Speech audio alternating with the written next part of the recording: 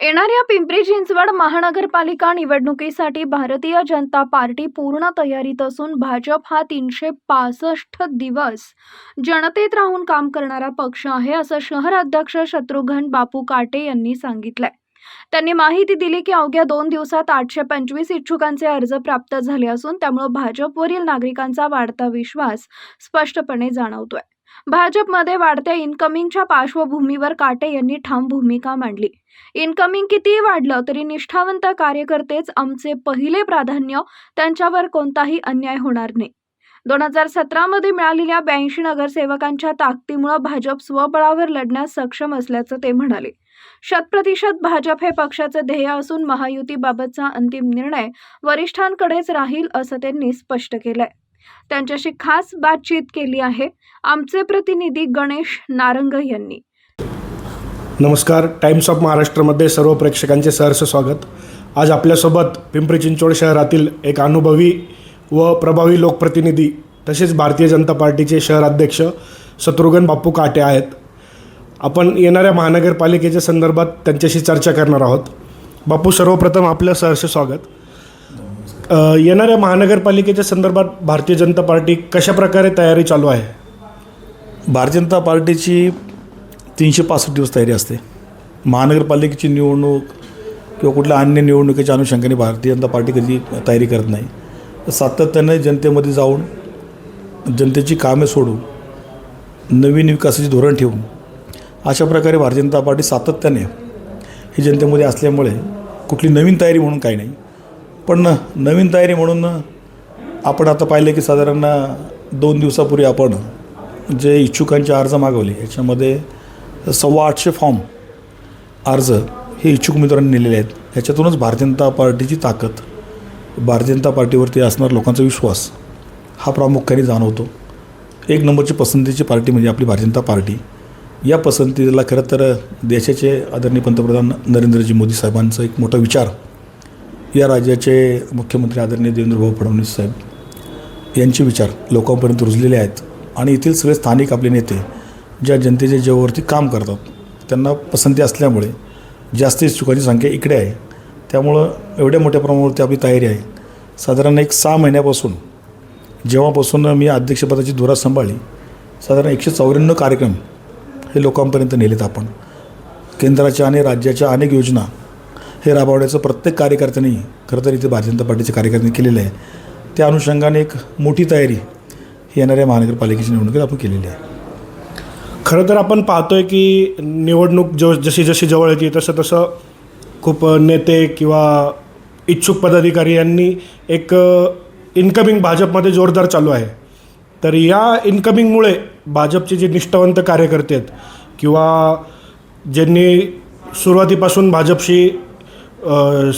भाजपचं काम केलं आहे त्यांच्यावर काय अन्याय होईल का? कारण की नवीन आयात उमेदवार भाजप देणार आहे का निष्ठावंत जे आहेत त्यांना संधी मिळेल? असं नाही आहे. जे खरेच भारतीय जनता पार्टीच्या संघटनेच्या माध्यमातून कामं करणारे आहेत ह्या सर्वप्रथम सगळ्यांना प्रथम प्राधान्य दिलं जाईल.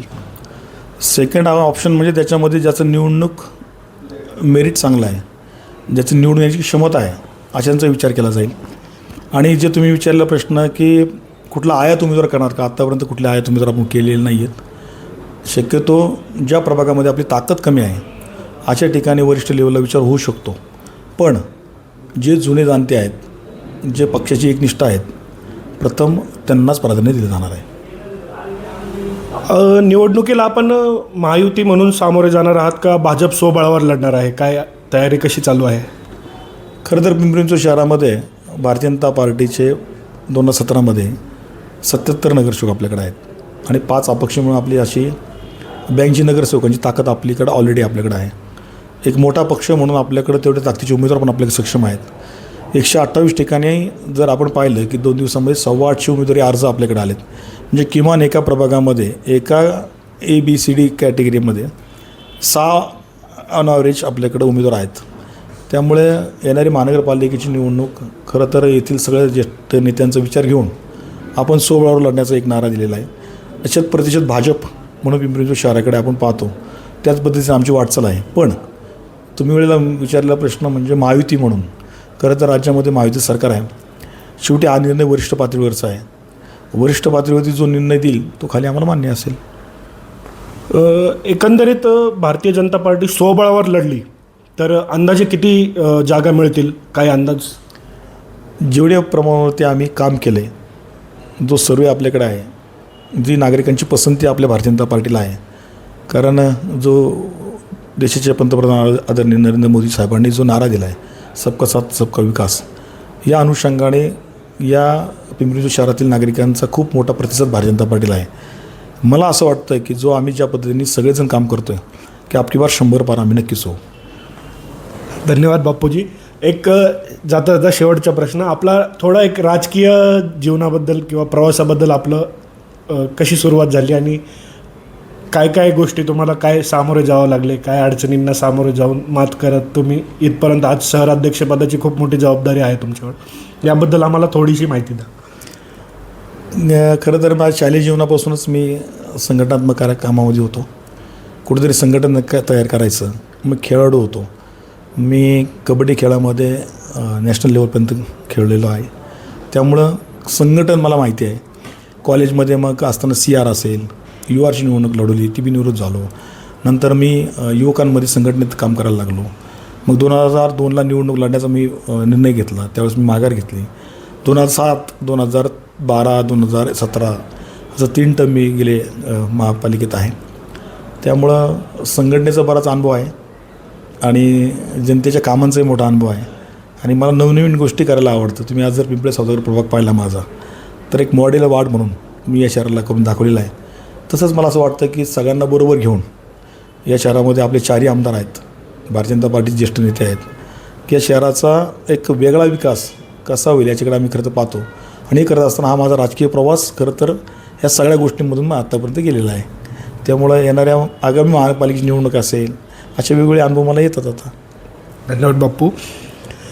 तर हे होते भारतीय जनता पार्टीचे पिंपरी चिंचवड शहर अध्यक्ष शत्रुघ्न बाप्पू काटे. कॅमेरा पर्सन अथर्वसह मी गणेश नारंग, टाइम्स ऑफ महाराष्ट्र, पिंपरी चिंचवड.